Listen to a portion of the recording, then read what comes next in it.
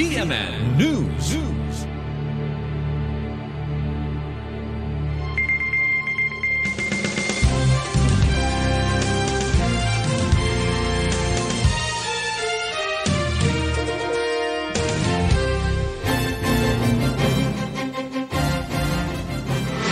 CNN Live Nationwide.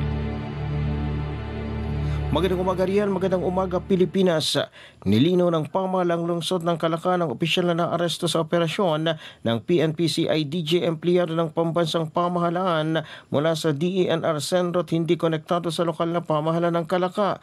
Tiniyak ng lungsod ng Calaca na hindi kinukonsinti ang anumang uri ng pangungutong o katiwalian at sinusuporta ng tapat, patas at naayon sa batas na pagbubunyag nito.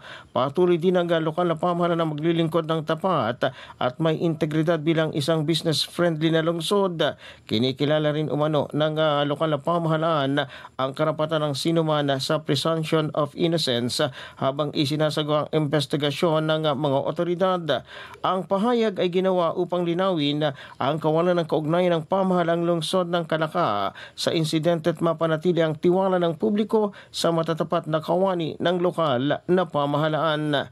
Mula sa DWAL-FM 95.9 ito, si Renz Belda ng CMN Batangas nag-uulat live para sa CMN Pilipinas. CNN Live Nationwide.